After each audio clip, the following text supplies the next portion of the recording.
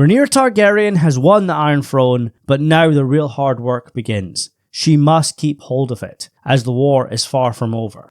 Not only are Aegon and Aemon still at large, but the Hightower force, led by Lord Ormond, must be crushed. And like her half-brother quickly realised, ruling the Seven Kingdoms goes far beyond wearing a crown and sitting a chair. It's far less glamorous than one would expect. Rhaenyra now has a city to maintain and nobles to keep happy. And ever since the war began, the small folk of King's Landing have been starving. And let's not forget, it was Rhaenyra herself who established the blockade.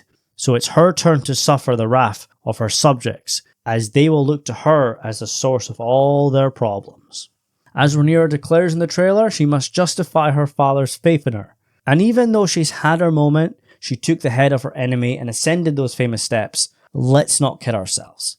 There are still many rats within the walls of the Red Keep that don't want Rhaenyra as their queen. It's true that Viserys declared Rhaenyra his heir, and Viserys held true to his death, but Rhaenyra will have a tough time cementing her authority. But she does have Daemon by her side, and as we know, Daemon is both loved and feared by many. He is a leader of men, and Rhaenyra needs him. But as I said, the war is far from over, and Daemon has an army to lead in the Riverlands. His absence will for sure be felt, and there will be many that will take advantage of the rogue prince not being around to keep the snakes in line. But first things first, any Hightower sigil or anything green needs to go. It's time to return the Red Keep to its former Targaryen glory. Rhaenyra will be tasked with all that comes of the power she now wields. The bureaucrats and other officials constantly pester her, resources are thin and hazards many. But luckily for the Dragon Queen, she has her small council by her side. Her hand, Corlys Velaryon, who even though his fleet has been decimated and his seat High Tide sacked, remains a very powerful ally, as do those of his blood. And what better way to get to know everyone than a little family get-together. And even though the other two dragon seeds, Hugh and Ulf, are getting a little bit too big for their boots, they have changed the course of this war. They need to be knighted. But in the end, will that satisfy them?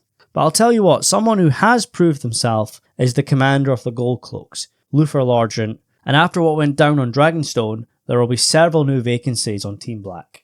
And what of the Master of Whisperers, Lady Mysaria? Whilst Daemon is off fighting, Rhaenyra will need to keep her allies close, but she must not forget, in the end, everyone is in it for themselves. Mysaria clearly enjoys her newfound closeness with the Queen, and it's clear she will be a rival with Daemon.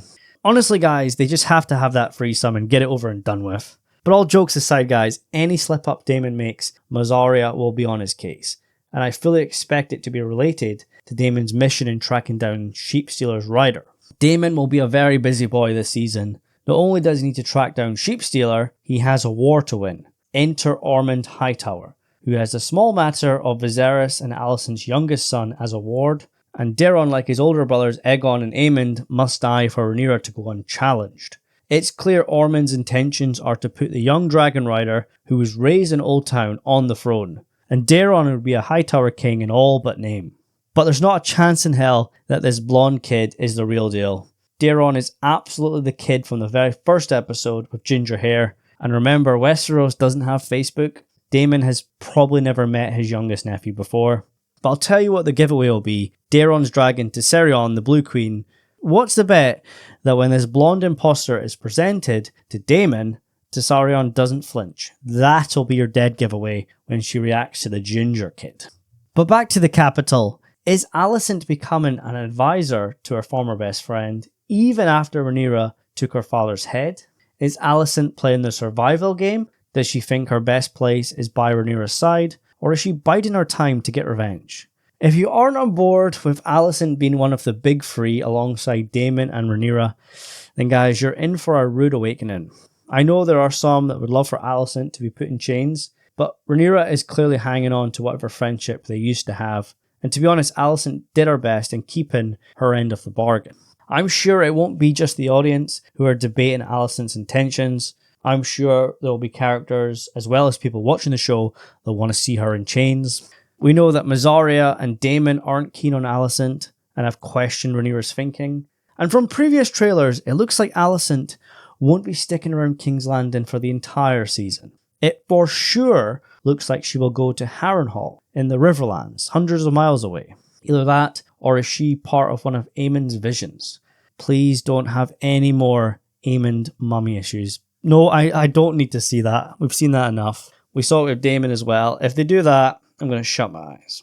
But it for sure looks like Alicent is at Harrenhal. And this leaves us with so many questions. More importantly, how and why? Is she running back to Aemon after she witnesses what Rhaenyra will soon become? Or is she being sent by the Dragon Queen to treat with her son? Winning the Iron Throne has cost Rhaenyra so much, and this is just the beginning. The throne changes all, as Alicent reminds Rhaenyra. And I think Rhaenyra is rather naive in thinking she can remain the same person while sitting in that chair. I've long expected Rhaenyra will go down a very dark path this season, and even more so in the final. After losing 2 sons and whatever else she will endure, that will break her. But in the end, she will hold on to the promise she made to her father, to protect the Conqueror's dream, the Song of Ice and Fire. And by the end, I expect Rhaenyra will fully believe that she is destined to be queen, and even perhaps declare herself the promised one. Perhaps even that she is the mysterious girl in Damon's vision, or perhaps this person comes from their bloodline. All this is a recipe for a very dangerous woman, which will only further reinforce her beliefs in destroying her rivals and maintaining her rule. I think episode 3 will feel like the start of a brand new season, because as we know, the previous 2 episodes, 1 and 2, were originally planned to be episode 9 and 10 of season 2. I expect much of the runtime to be focused on Rhaenyra adjusting to her new responsibilities, with a few teasers for what's going to happen later in the season, when I think she will finally crack, and we will see a Rhaenyra much closer to the books.